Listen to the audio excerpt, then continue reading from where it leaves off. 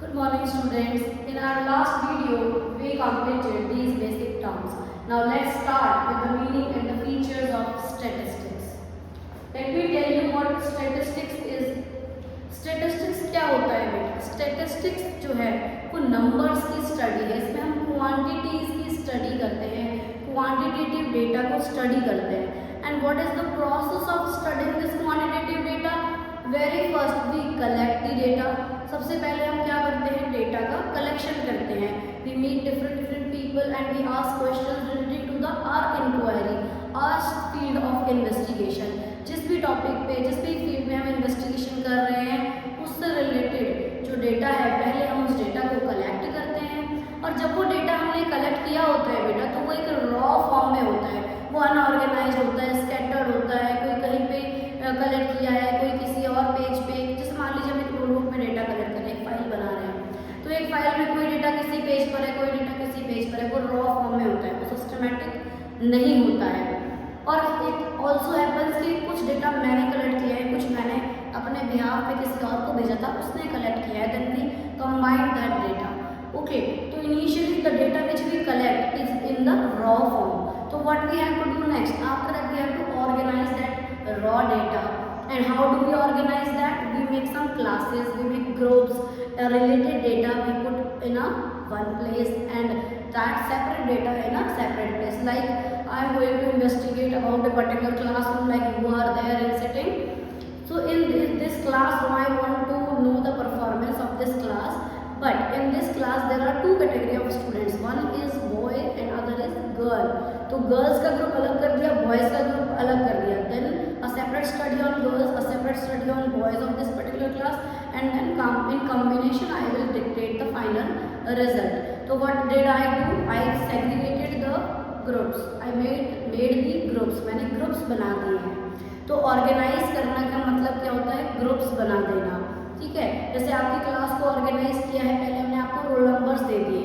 अगर मैं ऐसे ही इस क्लास में बच्चों को लाके बैठा दूँ तो वो अनऑर्गेनाइज होगा. कलेक्शन हुआ और जो बच्चे ऐसे ही बैठे हुए हैं, स्कैटर्ड बैठे हुए हैं, उनसे मैं डेटा कलेक्ट तो कर लूँगी लेकिन उनका कोई सिस्टम नहीं होगा.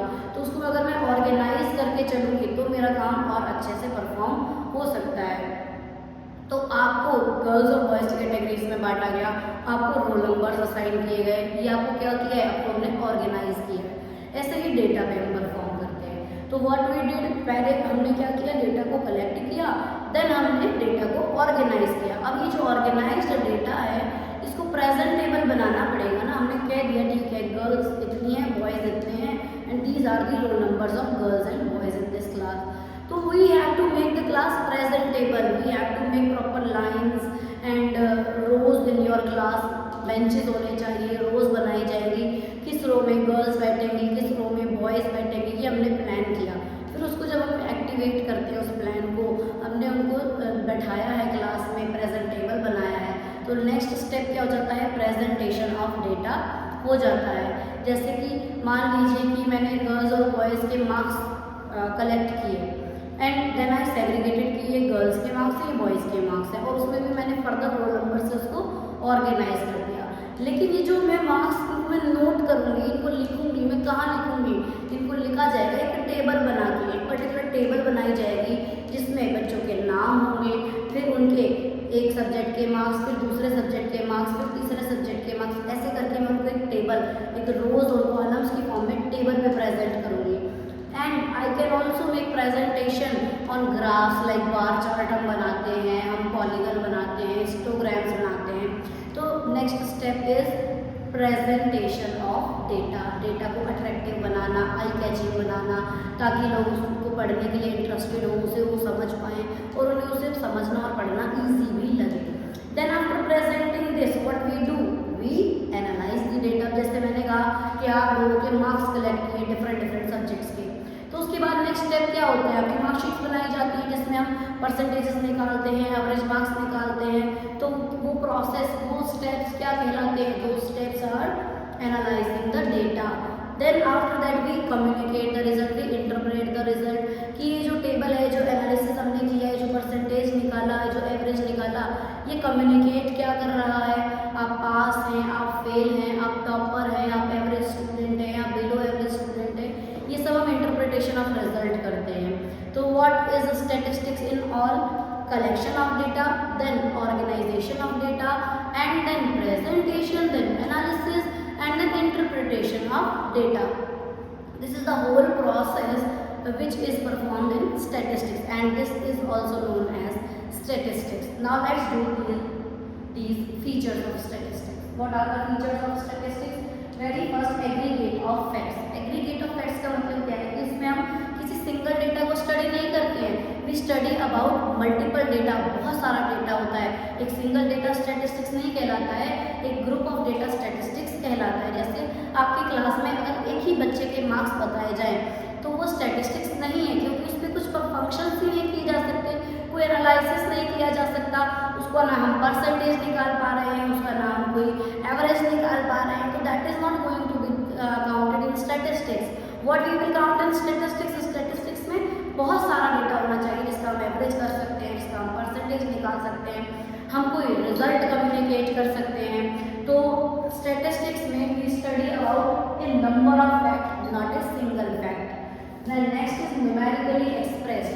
I explained you while telling the definition कि statistics क्या है? It is the study of numbers. Okay?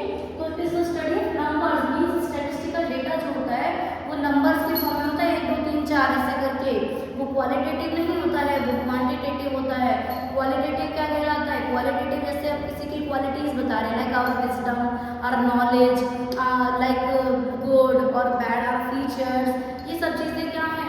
ये क्वालिटेटिव है। These are not recorded in statistics.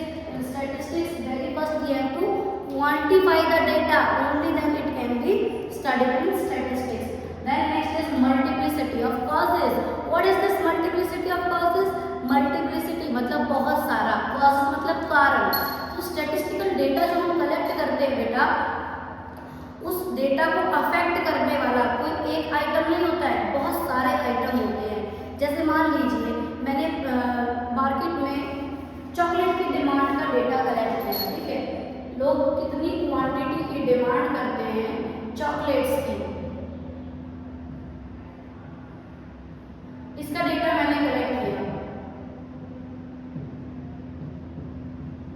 मान लीजिए कि डिमांड है चॉकलेट्स की और वो टाइम टू टाइम इंक्रीज हो रही है। Now what is going to be the reason behind this data? ये जो डिमांड इंक्रीज हो रही है ये किस वजह से इंक्रीज हो सकती है?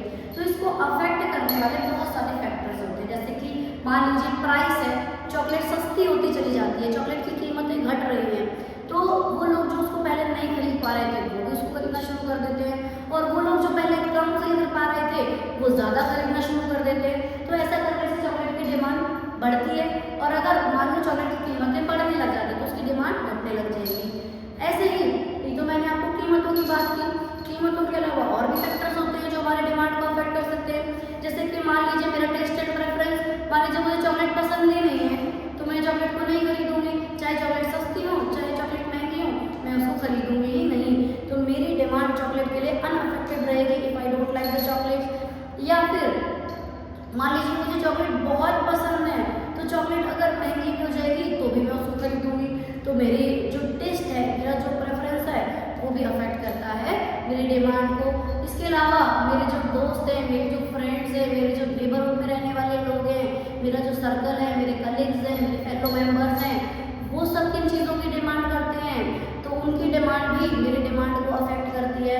प्लस वेदर क्या चल रहा है ये भी मेरी डिमांड को अफेक्ट करता है। ऐसे there are number of factors which affect our demand. So in statistics, whatever data we are collecting, there are multiple reasons which affect this data. Next we have reasonable accuracy. Accuracy का मतलब क्या होता है कि कोई कितना perfect result दे रहा है कोई डेटा। मेरे पास मेरा जो इन्वेस्टिगेशन मैं परफॉर्म कर रही हूँ उसमें कितने अच्छे, कितने परफेक्शन के साथ मेरे रिजल्ट्स आ रहे हैं, दैट इज द एक्यूरेसी। और ये रीजनेबल क्यों बताई गई है? क्योंकि स्टैटिस्टिक्स में ये जरूरी नहीं है कि एक्यूरेसी हर बार 100% ही हो। Accuracy can differ from person to person. देखिए स्टैटिस्टिक्स में जब हम डेटा कलेक्शन का काम करते हैं ना बेटा, तो डेटा कलेक्शन जो है वो दो तरीके से होता है। या तो हम प्राइमरी डेटा को कलेक्ट कर सकते हैं या तो हम सेकेंडरी डेटा को कलेक्ट कर सकते हैं। प्राइमरी डेटा कौन सा होता है? जो 1 to 1 इन्वेस्टिगेटर खुद कलेक्ट कर रहे थे पर्सन के पास, एक एक डेटा प्रोवाइडर के पास खुद जाता है और डेटा कलेक्ट करता है।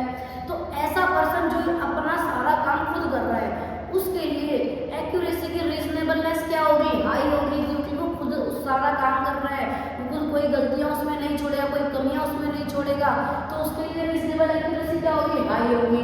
लेकिन एक बंदा है जिसको टाइम की शॉर्टेज है, जो बहुत जल्दी से अपना काम खत्म करना चाहता है, तो वो प्राइमरी डेटा कलेक्ट नहीं करेगा। वो क्या करेगा, ऑलरेडी जिन लोगों ने डेटा कलेक्ट किया हुआ है उन लोगों के पास जाएगा and ask them to share the data with him, तो वो उनसे डेटा ले लेगा।